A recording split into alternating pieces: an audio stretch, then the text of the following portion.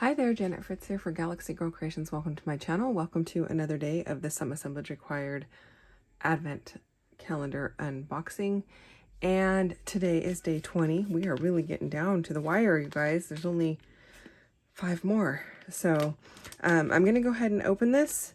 In case you're joining in late in the month, the Some Advent was something that MK had in the shop in the beginning of November, and I think she had it most of November, but it is sold out now. But it was it is a package that you get, and everything comes bundled in their own days. You can see here I've got day 21, and they're different sizes, different things inside, and they are not Christmas related, although it is an Advent for Christmas, so you open it the first 25 days of December. But the items inside can be used for Christmas or not Christmas. So rather than sitting here and talking more, I'm just going to go ahead and open this up. Okay, mine has a seal. Your seal would be inside the bag. Mine is outside because she sent me the seals after the fact, after she sent the rest of the packages, because she didn't have all of them ready to go. And I did get my package a little bit early because the beginning of December I had to start a little bit early to get videos up every day, because I was traveling. That is so cool. I'm sorry, I'm kind of tipping it and tilting it so hopefully you can see the green leaves on it. It's beautiful. This is day 20s. I do have one left from earlier in the month. I don't remember which day this was, but those would be really pretty used together. So I'm going to set that one back aside. So this is in today's. I don't know if they're all the same color or not. I know there was one earlier in the month that I already used. Mine was purple and other people had different colors like blue. And so the colors of the wax seals might vary. And today's item is, oh, that's cool. It's like a little family tree type of deal. That's really pretty. And it's on this very shimmery acrylic, a shimmery white. Okay, so I'm going to have to think on what I'm going to use for that. I am going to set everything down here, think about it for a bit, but I am going to go pull photos and paper and embellishments and come back and create a layout with this. So stick with me. I'll be right back. Okay, so I went and gathered some supplies. I pulled out this stencil from Sandy over at Scrapping Reflections. I really like this one. It makes it, for me, it looks like it's like a cold, windy day and blustery. So I thought I would use this because I've got 3 photos of my niece's 3 kids playing in the first snow of the season at their house in Idaho. And I am using some Tattered Rose Oxide ink and some Tranquil Catherine Pooler ink. And I am just going through the stencil with it. I have marked off where my photos are going, so I'm not going to sit here and waste a bunch of time inking behind the photos. I'm just going to ink where the photos go. Also, I mean, not that ink is like a huge expenditure, but I'm not wasting my product either by using it where I don't need it. And I know it doesn't look like I'm putting a whole lot on, but when I remove the stencil, it's got plenty. It doesn't need to be super dark. For me, usually when I do winter photos, I try to go with colors that are really kind of have a cool feel to them, like blues and purples. But in this case, because all the kids are wearing this peachy color, I wanted to bring in both colors. So I'm just kind of randomly putting them in varying areas. So there's a little bit of each in throughout the layout.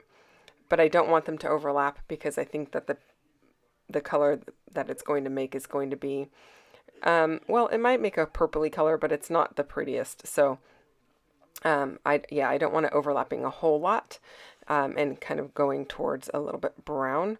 So yeah, I'm just doing that. I am following this awesome layout that we are using for our inspiration for this week's Mixed Media Mayhem from Floppy Eared Farm. That is Jody, and it's a great layout. She's got mixed media in the background, so I'm doing mixed media. I'm just using a stencil. It looks like she's either done packaging technique or some watercolor in the background. So I'm just using a stencil to get mine down, and then I am actually going over the stencil with some moon dust glitter gel from Stickles. And I'm not being really conscientious to cover all of it. I'm just going over it here and there. So there will be some patches that are empty. I don't want it to look like there's any harsh lines or anything like that, but I don't need complete coverage.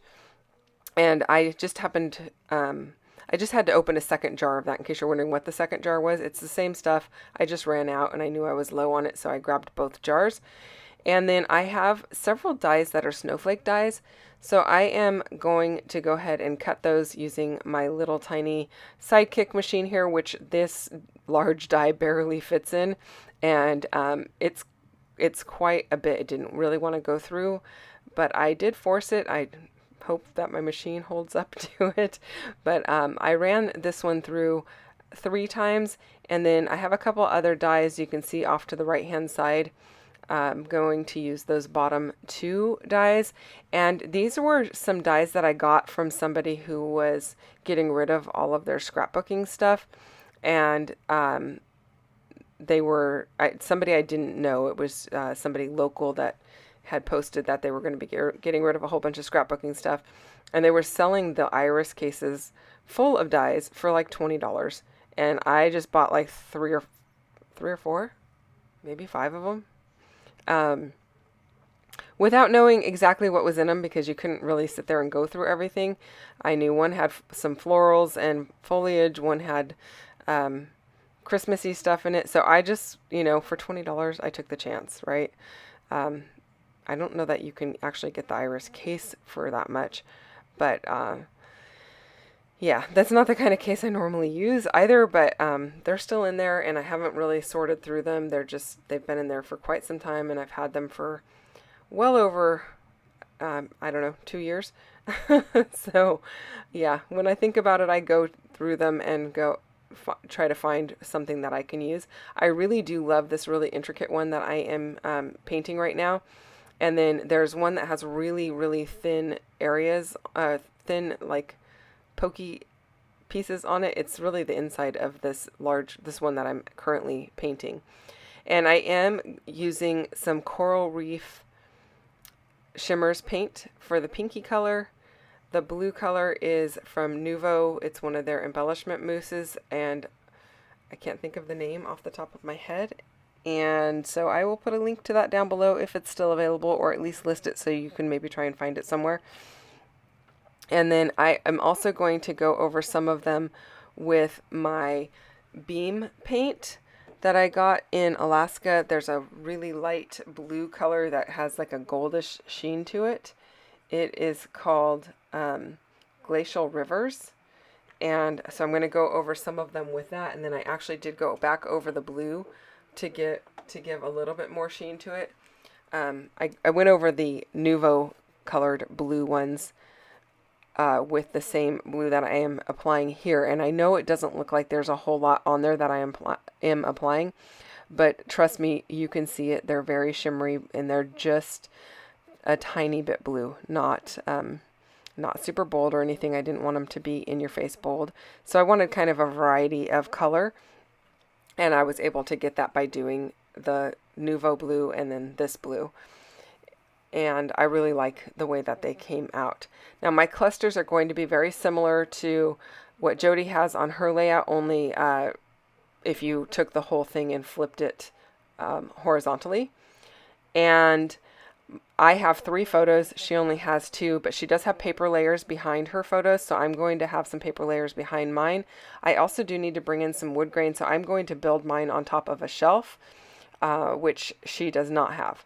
So, but that is something that I needed to do because I am doing Woodgrain in winter, and so I want to make sure that I go ahead and apply my wood grain onto my page, but I didn't want to have it specifically as a layer for my photos because you don't even actually get to see the wood grain if it's just that little tiny bit showing. It could just be tan paper. And so I like the way that this ends up looking with this wood grain shelf, and it really matches the top portion of my niece's little guy.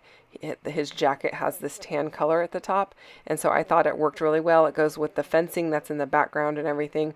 So I thought it was a really good opportunity to use this particular wood grain. Okay, I'm liking how this is going together. I do decide I'm going to rough up all of the edges of my photo mats. So I've got some white photo mats on here. I've also got these pinky peach photo mats, and that paper is from Kaisercraft. It's an old collection. I don't remember the name of it, to be honest with you. And yeah, I don't even have the branding strip available to even look at that anymore because trash has already gone out, you guys. So can't even tell you that, but I know it is Kaisercraft. It's probably like Moncherie or something like that. I don't know. I could be totally making that up, but I am using my distress tool from MK's shop because it's an awesome distress tool. So that's, you know, if you're not somebody who distresses your papers because you don't like those little ones that are the size of a quarter, this is a great one to invest in, and it's not super expensive. I believe she's currently out of stock on it, but go put your name on the list. There's like a notify me button on it, and that tells her that people are interested and she will make more. It's just a matter of time. So yeah, I'm just trying to figure out how high up I want to make this. I know I don't want to cover all of my winter swirls in the background, and so just kind of moving things around and figuring that out. I do have this acrylic piece from Colorcast Designs that says Home Sweet Home, and these photos were taken in their backyard, so I'm going to go ahead and use that piece. And then I'm going to use the tree from today's advent calendar. I'm pulling all of the hearts out of the middle, and I'm going to back it with more of this paper from Kaisercraft. Sorry, I was a little distracted there, but you can see the branding strip, and it is Moncherie. Yeah, I don't know where I pulled that out of, but I was right. Yeah, big surprise. Anyway, I am just using more of that paper, and I'm marking where or how big the hearts are so I can cut around it. I'm also using these little tiny scissors. These are, I believe, cuticle scissors or something like that. They've got a curve on them, but they are great for doing this tiny, intricate fussy cutting. I don't normally use tiny scissors. I usually use my big, huge shears, like the 9.5 inch Tim Holtz ones. But when it comes to like little tiny things, like the intricacies of backing a cut file that is a floral, I'll use these little tiny guys for that, and I'm going to use them for this as well. So they are a wonderful tool to have in your arsenal, and they're not super expensive. Okay, so I am also going to take one of those hearts that were from the center of the tree from MK, and I'm going to try and fit it into the O of the Home Sweet Home piece. It's a little bit snug, and I actually cracked the O where it meets the M. So I pulled that acrylic piece out again, and I grabbed a nail file. This is just like one of a pack of maybe, I don't know, 10 emery boards or something like that. I don't know if it was 5 or 10, but it's really inexpensive. And I just filed down the outside of the heart where it's the whitest, and that is going to allow me to fit it inside of the O without that crack showing. It's not putting any pressure on the inside of the O now, so that the crack kind of just heals itself. I mean, it's not stuck, but you can't see the crack. It's not pushing it apart anymore. Hopefully that makes sense. I know I'm not doing a great job of explaining this. I am actually fighting a cold and a sinus infection, so my brain is not 100% because I've got a sinus headache. So my apologies for that if I make no sense. Anyway, it will look really good when it's all done with the heart inside the O because I was able to file it down. So I personally keep a nail file in my toolkit, as well as, you know, my regular standard tools like my tweezers, a pen, a pencil, scissors, all of that kind of stuff, my glue, different adhesives. But I keep a nail file in there because of things like this. I'm able to file them down and it works really well.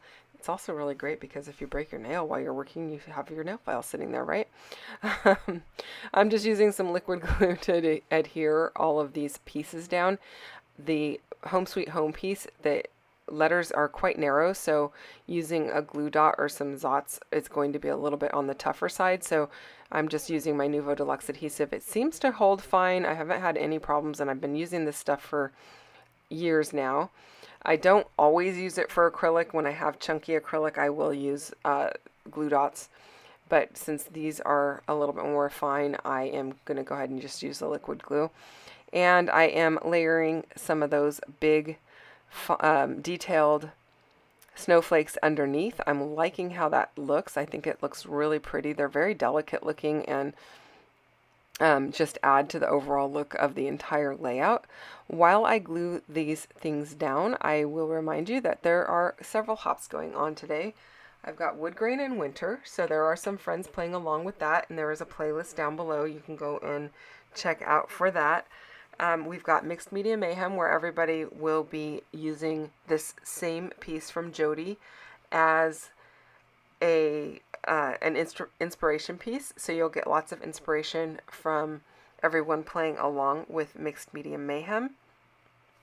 And we have a Facebook group for Mixed Media Mayhem that you can go and join and see what the upcoming inspiration is.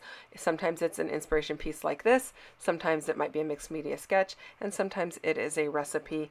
And they are already listed out for the next several Fridays so that you can play along if you like. Even if you don't have a channel, you can still play along in the Facebook group and share what you have created. This is also for Some Assemblage Required, the Advent calendar. So I am using the Advent pieces in addition to Woodgrain Winter and Mixed Media Mayhem. I am also playing along with Iron Crafter, which the Iron Crafter, there is a product that we are to use each month. This month was scraps or 6x6 paper pads. And you're probably wondering what I used that was small, because my backing of my photos, my shelf, and my background paper are all large, but all of those, I was going to say butterflies, all of those snowflakes are made out of 4x6 photo mats, the 4.5 by 6.5 that you get at Hobby Lobby. So I just took those, ran them through my die cut machine, and created all of those snowflakes using my 4.5 by 6.5 inch photo mats.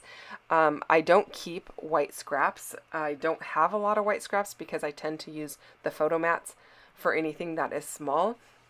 If I'm not using a photo mat, or if I'm not using something small in white, I'm using a whole sheet normally. So I don't have a ton of white scraps. So the photo mats are my scraps, basically.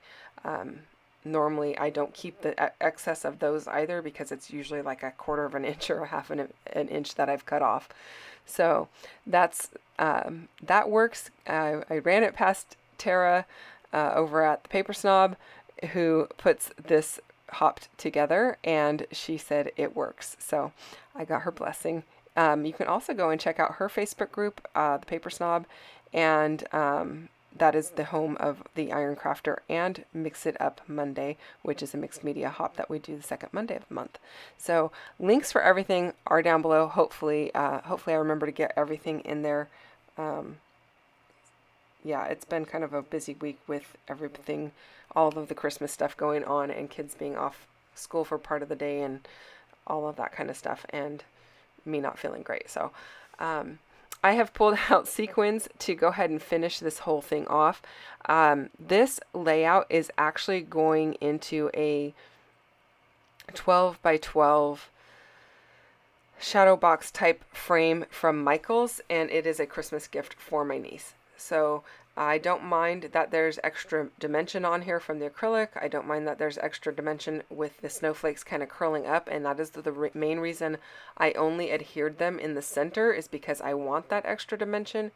And then I am going to give it an entire border around the outside using this really soft blue color from Beam Paints again, and everything on the other piece is trimmed down not everything, the entire layout was trimmed down before I even started putting the mixed media on there, by about 1/4 of an inch. So I have 1/8 of an inch reveal all the way around. And I really love how it came out, and I hope that you do too. If you enjoyed this one, I would love for you to hit the thumbs up button, and consider subscribing if you're not already subscribed from or to my channel. And if you have questions or comments, please feel free to leave those down below. I will respond. I get back to everyone. It just takes me a matter of time. So, you know, you can kind of see the little crack there in the O, but it wasn't bad. So anyway, I hope you enjoyed this one. I will see you guys again tomorrow with another one. Thanks for watching. Bye-bye.